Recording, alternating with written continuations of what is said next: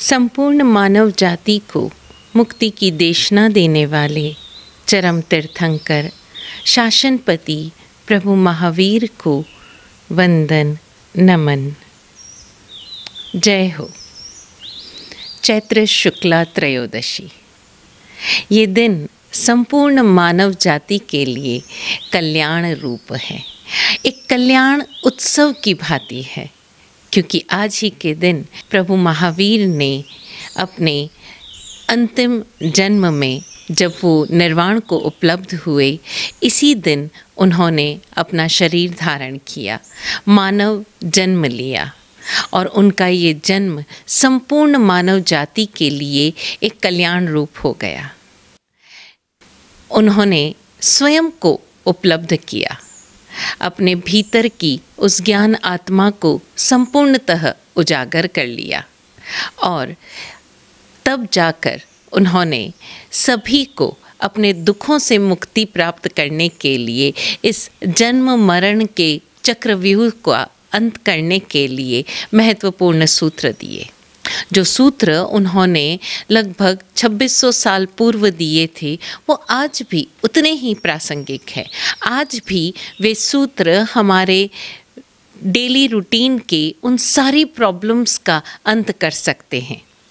बस हमें उन सूत्रों को गहराई से मल्टी डायमेंशनली समझने की ज़रूरत है। मल्टी डायमेंशनली, ये हम बोलते तो ज़रूर हैं लेकिन समझ नहीं पाते, और यही प्रभु महावीर का प्रमुख उपदेश रहा, अनेकांत और अपरिग्रह। अनेकांत के बारे में हमने बहुत कुछ सुना है। जैन कुल में जन्म लेने वाले व्यक्ति तो अनेकांत शब्द से अच्छी तरह से परिचित हैं, और न सिर्फ जैन कुल में जन्म लेने वाले, जो भी दर्शन को ज़रा भी समझते हैं या उनकी क्यूरियोसिटीज़ हैं, वो अनेकांत के बारे में जानते हैं।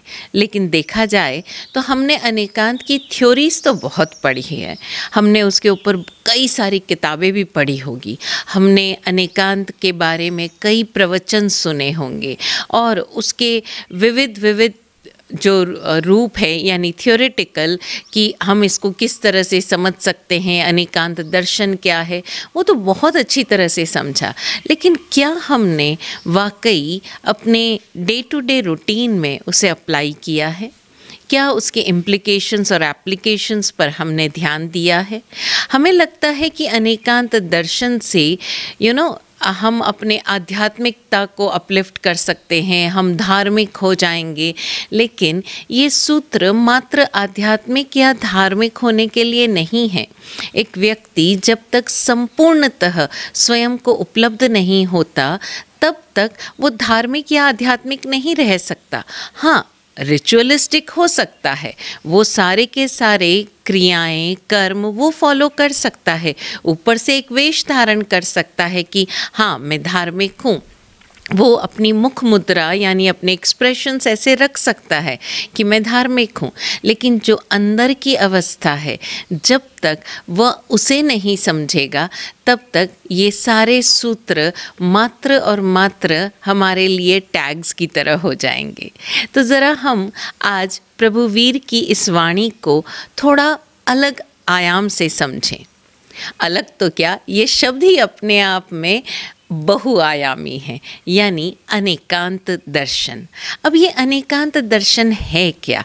बहुत सीधा सा एक लाइन में समझने योग्य है कि हर वस्तु, हर चीज़ को, हर अवस्था को, जो भी कुछ आप देख रहे हो, वो अनेकांत दृष्टि से देखो, मात्र एकांत होकर ना देखो।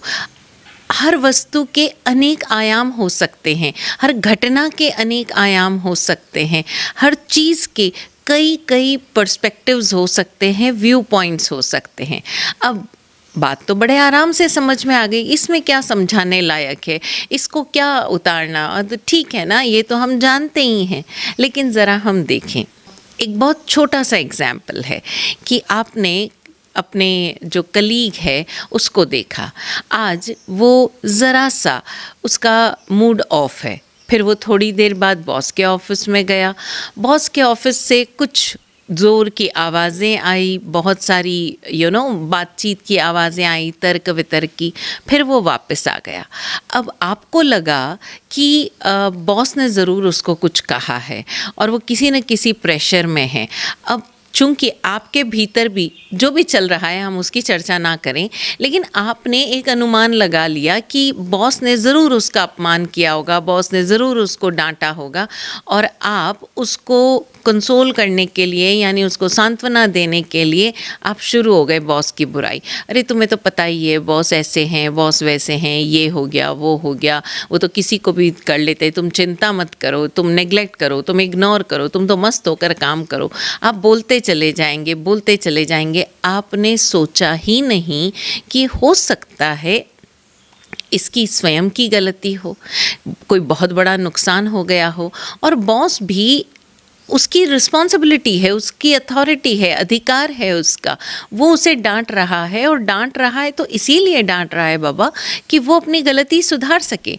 लेकिन चूंकि हम भी बॉस के मातहत कर्मचारी है, तो हमें लगता है कि जो भी मातहत होता है वो अपने बॉस से, अपने मालिक से सदैव डांट ही खाता है, और बॉस सदैव अपने जो नीचे काम करने वाले लोग हैं, अधीनस्थ लोग हैं, उन्हें सिर्फ डांटता ही है, उसे कोई अधिकार ही नहीं पड़ता, वो तो बस ईगो में ही रहता है। हम कभी ये सोच ही नहीं पाते कि इस एक घटना के कई आयाम हो सकते हैं। हो सकता है कि बॉस ने उसे डांटा ही ना हो सकता है वो व्यक्ति इसलिए उदास हो क्योंकि वो अपने घर से ही कहीं कुछ परेशान आया हो, और यहाँ आकर उसने बॉस की बात को सुना नहीं हो, और इसलिए बॉस ने ज़ोर से पुकारा हो कि भैया हो क्या गया है।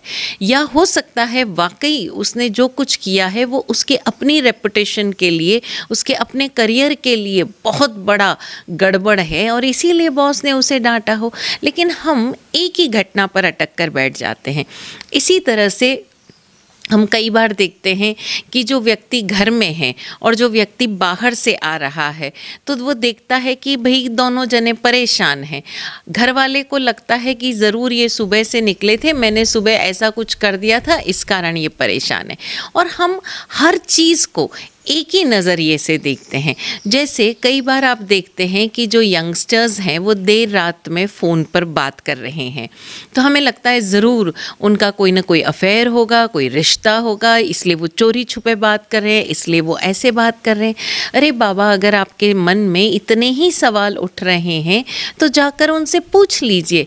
हो सकता है वो लोग मिलकर ग्रुप स्टडी कर रहे हो सकता है कि उनके जो स्टडी ग्रुप है उसमें कोई ऐसा मैसेज आया हो कि कल सुबह आपको फला प्रोजेक्ट सबमिट करना है, या अचानक से कोई एग्ज़ाम की डेट आ गई हो। It can be anything. लेकिन हम एक ही दृष्टि से, एक ही डायमेंशन में, एक ही डायरेक्शन में सोचते हैं, और यही कारण है हमारे अपने भीतर चल रहे बहुत सारे कॉन्फ्लिक्ट्स का, बहुत सारे स्ट्रेस का, बहुत सारे टेंशन्स का। हम सिंपल सी बात रखें ना कि अरे बाबा, सामने वाले को कोई परेशानी होगी, मुझसे कोई बात कहनी होगी तो वो मुझसे कह देगा। लेकिन नहीं, हम अपनी ही दृष्टि से सोचते चले जाते हैं। अगर हम वाकई इस अनेकांत दर्शन से, इस अनेकांत दृष्टि से चीज़ों को देखना शुरू कर दें, तो बहुत सारे हमारे लाइफ के स्ट्रेस, टेंशन्स, बहुत सारी परेशानियाँ, या मैं कहूँ हमारे बहुत सारे रिश्ते सुलझ जाएंगे। जब हम एक दृष्टि से देखते हैं तो हम उलझते ही चले जाते हैं, क्योंकि हम दूसरे किसी के नज़रिए से तो देख ही नहीं पा रहे हैं ना। और यहाँ बात दूसरे के नज़रिए की नहीं है, यहाँ बात है संपूर्ण दृष्टि की, दर्शन की। आप देखिए, बड़ा प्यारा शब्द है हिंदी का, वो है दृष्टिकोण। आपकी दृष्टि जो संपूर्ण को देख सकती है, लेकिन जब आप एक दृष्टिकोण से, वो कोण अपने आप में कहता है, कोण का मीनिंग होता है, कोण का अर्थ होता है एंगल। यानी जब आप एक पर्टिकुलर एंगल से देख रहे हैं, आपका नज़रिया वैसा हो जाता है, आपका दृष्टिकोण कोण वैसा हो जाता है। उसी तरह से हम जब कहते हैं कि भाई ये मेरे नज़रिए की बात है, ये मेरा परसेप्शन है और मैं तो जी अनबायस्ड हूँ। अगर आप अनबायस्ड होते तो वो आपका दृष्टिकोण नहीं होता, वो आपकी दृष्टि होती।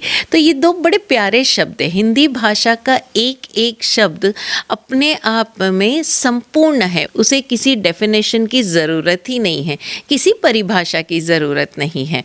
अगर हम इस चीज़ को समझ पाएँ कि ये मेरा दृष्टिकोण है, यानी ये मैं जिस कोण से देख रहा हूँ उतनी मेरी दृष्टि है, सामने वाला किसी और कोण से देख रहा है, उसकी दृष्टि अलग है। जैसे कई बार हम घरों में देखते हैं कि एक नई बहू जब घर में आती है तो अगर उस घर में 3 पीढ़ियां हैं, यानी दादी, माँ और फिर बहू, तो इनके बीच में एक बड़ी अजीब सी गड़बड़ चलती रहती है। वो जो बीच वाली पीढ़ी है वो पुरानी पीढ़ी और नई पीढ़ी के बीच में फंस जाती है, क्योंकि पुरानी पीढ़ी अपनी दृष्टि से देख रही है, बीच वाली पीढ़ी अपनी दृष्टि से देख रही है और जो सबसे छोटी पीढ़ी है वो अपनी दृष्टि से देख रही है। और ऐसे में जो बीच वाली पीढ़ी है वो दोनों के बीच में सामंजस्य बिठाने का प्रयास करती है और वहीं बात अटक जाती है, क्योंकि वो कूद कूद कर देख रही है। एक बार में छपक कर वो अपनी छोटी पीढ़ी को देख रही है, दूसरी बार में फिर एक छलांग लेकर बड़ी पीढ़ी को देख रही है, लेकिन वो दोनों पीढ़ियों को एक साथ नहीं देख पाती। और दोनों पीढ़ियों को चूंकि एक साथ नहीं देख पाती, उन्हें लगता है ये भी सही है, ये भी सही है। अरे बाबा, सब सही ही है, कोई गलत है ही नहीं। और यही कारण है कि प्रभु वीर ने अनेकांत का दर्शन दिया, क्योंकि उनकी दृष्टि में कहीं कुछ गलत था ही नहीं और इसीलिए उन्होंने किसी चीज़ का खंडन मंडन किया ही नहीं, मात्र एक दृष्टि दी कि हर अवस्था को, हर परिस्थिति को, हर व्यक्ति को आप अनेकांत दृष्टि से देखो। और जैसे जैसे आप इस दृष्टि से देखते चले जाओगे, आपकी नज़र गलत कभी ढूंढेगी ही नहीं, आपकी नज़र कभी अभाव ढूंढेगी ही नहीं, कारण कि दृष्टि आपकी इतनी विस्तृत हो चुकी है कि आप उस व्यक्ति को एज इज देख रहे हो, खंड खंड नहीं देख रहे हो, टुकड़े टुकड़े में नहीं देख रहे हो। और जब शिकायतें ख़त्म हो जाएगी तो भय भी तो ख़त्म हो जाएंगे। और ये बहुत गौर से देखा जाए तो ये दृष्टि यानी अनेकांत दृष्टि डेवलप नहीं हो पाने का एक सबसे बड़ा रीज़न है, सबसे बड़ा कारण है हमारी पकड़। हम अपनी सोच, अपनी विचार प्रणाली, अपने काम करने के तरीके, अपने अनुभव, अपनी स्मृतियाँ, इन सब से इतने ज़्यादा अटैच्ड हैं, इतने ज़्यादा इन सब के प्रति पॉजेसिव है कि हम किसी और आयाम से, किसी और अनुभव से देख ही नहीं पाते। फॉर एग्ज़ाम्पल, हम किसी भी शहर का नाम ले लें, चाहे मुंबई ले लें या पुणे ले लें, तो हो सकता है कि हम कहें कि मुझे पुणे शहर बहुत पसंद है, लेकिन हो सकता है कि आपको लगे कि पुणे शहर में आपके कुछ रिलेटिव्स हैं जिनके साथ आपके अच्छे रिश्ते नहीं रहे, उनकी सोच बड़ी संकुचित रही और उनके कारण आपको कुछ तकलीफ़ें हुई। तो अब आपको लगता है कि नहीं, पुणे का कल्चर ही बेकार है, पुणे के लोग ही बेकार है। या हो सकता है कि पुणे वाले को कोई ऐसा ही अनुभव हैदराबाद वालों के साथ हुआ हो, तो वो कहेंगे नहीं जी, वो लोग तो है ही बैकवर्ड, वो लोग तो है ही बेकार, वहाँ के तो सारे लोग, पूरी कम्युनिटी ऐसी है, उनकी तो संस्कृति ही ऐसी है, उनकी सोच ही ऐसी है। अब ये हमारा संकुचित, सीमित दृष्टिकोण हो गया। एक व्यक्ति से पूरा शहर कैसे प्रभावित हो सकता है, एक व्यक्ति से पूरी संस्कृति कैसे प्रभावित हो सकती है, और उसके कारण आपने पूरी संस्कृति को ही नकार दिया। अभी किसी ने आपसे पूछा भी कि अरे बाबा मेरी फ्रेंड है, वो वहाँ पुणे में शादी कर रही है, तुम्हें क्या लगता है वहाँ के लोग कैसे हैं? अरे बाबा बिल्कुल नहीं जाना, मेरा तो आज तक का एक्सपीरियंस रहा है। और वो एक्सपीरियंस कितने लोगों के साथ रहा? सिर्फ 4-5 लोगों के साथ। और चूंकि वो 5-6 या समझ लीजिए 2 फैमिली या मान लीजिए 5 फैमिलीज उनके साथ रहा, लेकिन इसके कारण पूरा शहर कैसे प्रभावित हो सकता है? आप पूरे शहर के बारे में अपनी एक राय बांध लेते हैं। ये हमारे अपने निजी अनुभवों की पकड़ है, हमारे अपने जो इंडिविजुअल एक्सपीरियंसेस थे, पर्सनल एक्सपीरियंसेस थे, उसको हमने जनरलाइज कर दिया। और ये जो हमारी पकड़ और पोजेशन है, ये केवल कोई शहर या व्यक्ति के प्रति नहीं, ये बहुत सारी चीज़ों के प्रति होती है। और यही कारण है कि हम जकड़ते जाते हैं, हम संकुचित होते जाते हैं, और तब हमारी दृष्टि, कितने ही हमें थ्योरीज पता हो, लेकिन हमारी दृष्टि अनेकांत हो ही नहीं पाती, हमारी दृष्टि वाइडन्ड हो ही नहीं पाती, और हम एक सीमित दायरे में जीते चले जाते हैं। हमने जो भी राय बना ली, जो भी धारणाएं बना ली, उस पर इतने ज़्यादा अड़ जाते हैं, मिट जाते हैं कि हमें कुछ और सूझता ही नहीं। और यही कारण है कि प्रभु महावीर ने इस दुविधा से दूर होने के लिए अपरिग्रह का संदेश दिया। उन्होंने उस युग में अपने आसपास के माहौल को देखा, लोगों को देखा, जाना, समझा, और जान पाए कि इस जगत में हिंसा का जो मूल जड़ है वो है परिग्रह, पकड़। व्यक्ति हिंसा करता ही इसलिए है क्योंकि उसकी पकड़ है, उसका परिग्रह है, जो उसके पास है वो उसे छोड़ना नहीं चाहता, वो छूट ना जाए, इस बात का भय उसे हिंसा में कहीं न कहीं इन्वॉल्व कर देता है, उसके भीतर वो बीजारोपण कर देता है। और यही मैथुन का भी कारण है, यही असत्य का भी कारण है, और यही चोरी का भी कारण है। ये चोरी, झूठ, कपट, ये सब का मूल कारण है व्यक्ति का अपना परिग्रह। और वो परिग्रह मात्र विचारों के प्रति नहीं, जीवन शैली के प्रति नहीं, वो परिग्रह सामानों के प्रति है, वो परिग्रह हर चीज़ के प्रति, उसके अपने जीवन में जो व्यक्ति हैं, जो रिश्ते हैं, उनके प्रति है। उसकी अपनी ज़मीन, जायदाद, सत्ता, प्रतिष्ठा, न जाने कितनी कितनी चीज़ों के प्रति वो परिग्रह है, वो पकड़ है। अगर व्यक्ति इन सब से मुक्त होता चला जाए तो वो स्वयमेव स्वयं को उपलब्ध हो सकता है। देखा जाए तो ये जो 5 महाव्रत है, अगर एक व्रत भी संपूर्णतः पालन कर लिया जाए, संपूर्णतः वो उस परिग्रह से विरमण कर ले, तो वो चारों व्रत बाकी के स्वयमेव सिद्ध हो जाते हैं। एक साधक उसे सिद्ध कर लेगा। तो हम ध्यान दें, अपरिग्रह और अनेकांत, इन 2 दर्शनों को हम अपने जीवन में उतारें। धीरे धीरे हमारी पकड़ छोड़ते चले जाएं। आसान नहीं है, आज के दिन तो आपको याद रह जाएगा, लेकिन इसे एक डे टू डे प्रैक्टिस की तरह हमें अपनी जीवन में उतारना है। फॉर एग्ज़ाम्पल, आप ऐसा कर सकते हैं कि आज एक नियम ले लें, एक छोटा सा अपने आप के साथ रेजोल्यूशन ले लें, और 1 हफ्ते तक स्वयं को इस पर वॉच करें। आप चाहे तो एक डायरी डाल सकते हैं, अपने मोबाइल में एक नोट पैड डाल सकते हैं, उसमें आप नोट कर सकते हैं, और डे टू डे नोट करें कि आज मैंने ये जो राय दी, ये जो मैंने कमेंट किया, ये जो मैंने रिएक्शन दिया, इसकी मेरी लैंग्वेज कैसी थी। क्या मेरी इसकी लैंग्वेज बिल्कुल एक आयामी थी, यूनिडायमेंशनल थी? क्या मेरी इस आवाज़ में या मेरी इस लैंग्वेज में कहीं न कहीं ये झलक रहा है कि मैं ही सही हूँ? तो सिर्फ मैं ही सही कैसे हो सकता हूँ? ये मेरा दृष्टिकोण है, मेरा एंगल है। मैं इस एंगल को धीरे धीरे थोड़ा वाइड कर रहा हूँ, 360 डिग्री कर रहा हूँ, और तो मैं देखूँ कि इस कमेंट के अलावा मैं और क्या कमेंट कर सकता हूँ। अगर आप रोज़ाना अपने साथ ये 10 मिनट का भी एक प्रैक्टिस कर ले, समय आपके पास बहुत है, आप अपने घर से ऑफिस के लिए ट्रैवल कर रहे हैं तब आप ये काम कर सकते हैं, आप ऑफिस से जब घर आ रहे हो तब रास्ते में ट्रैवल करते हुए ये काम कर सकते हो, आप रात को सोने से पहले तब कर सकते हो।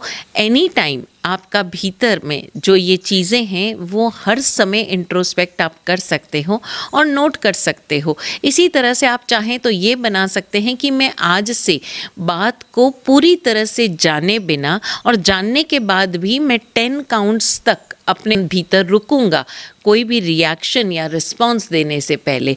इस तरह आप अनेकांत को अपने जीवनचर्या में प्रैक्टिस कर सकते हो। इसी तरह से अपरिग्रह को भी, कि जिस चीज़ पर मेरी पकड़ है, मेरा डर है कि अरे ये नहीं छूटना चाहिए, उसे मैं ज़रा छोड़ कर देखूं, थोड़ी अपनी पकड़ ढीली करके देखूं। पूरी तरह से नहीं छोड़ सकते, लेकिन पकड़ ज़रा सी ढीली करके छोड़ो। मैं आपको एक छोटा सा एग्जाम्पल देकर अपनी बात संपन्न करूंगी। अभी कुछ दिनों पहले एक यंगस्टर हमारे पास आया और बड़ी परेशानी थी उसकी। वो बहुत इंटेलिजेंट, बहुत एनर्जेटिक काम करता है, लेकिन हर पल उसे ये लगता है कि मेरे भाई को कुछ हो जाएगा, मेरी बीवी को कुछ हो जाएगा, और ये डर, ये रिश्ते जिनसे वो इतना प्यार करता है, वो कहीं उसके जीवन से छूट ना जाए। और इसके लिए वो एनी टाइम उन पर जैसे एक वॉच रखता है। तुम कहाँ गए थे, तूने ऐसा क्यों किया, तूने ये बात क्यों की, तूने ऐसे क्यों बोला। बिकॉज वो उनको रोकना टोकना या उनकी ज़िंदगी में कोई इंटरफेरेंस नहीं करना चाहता, लेकिन अनजाने में हो जाता है। क्यों हो जाता है? क्यों भीतर डर है कि ये कहीं छूट ना जाए, इसको कहीं नुकसान ना हो जाए। एंड धीरे धीरे जब वो बात करने लगा हमसे, मैंने ऐसे ही मुस्कुराते हुए कुछ बात कह दी। एंड तब वो अचानक आया, बोले मैं करूं क्या अपने इस डर का, मैं इस डर को अपने भीतर से कैसे निकालूं। तो हमने उससे मजाक मजाक में कहा कि अपने भीतर 4 शब्द बोलना शुरू कर। वो है और मैं हूँ, वो है और मैं हूँ। सिंपल सी बात। वो क्यों चला जाएगा, क्या रीज़न है? नहीं, अपने आप को भरोसा दिलाओ कि वो है, मैं हूँ, मैं हूँ, वो है, और जब मैं रहूँगा वो भी रहेंगे। तो ये छूट जाने, मैं जानती हूँ कि ये 4 शब्द कोई चमत्कारिक नहीं है, लेकिन अगर ये भरोसे के साथ अपने डर से रूबरू होते हुए, फेस करते हुए, उसे एक्सेप्ट करते हुए बोले जाएं, तो आपके जीवन में एक चमत्कारी परिवर्तन कर सकते हैं। तो आज प्रभु वीर के जन्म कल्याणक के उत्सव पर अपने जीवन में एक छोटा सा रेजोल्यूशन लें, एक संकल्प लें कि आज से मैं प्रभु वीर को अपना इष्ट, अपना गुरु जानते हुए उनके बताए गए अनेकांत को, इस अपरिग्रह को अपने जीवन में धीरे धीरे प्रैक्टिस करने का प्रयास करूँगा। आपका ये संकल्प सिद्ध हो, यही सद्भावना। ओम शांति।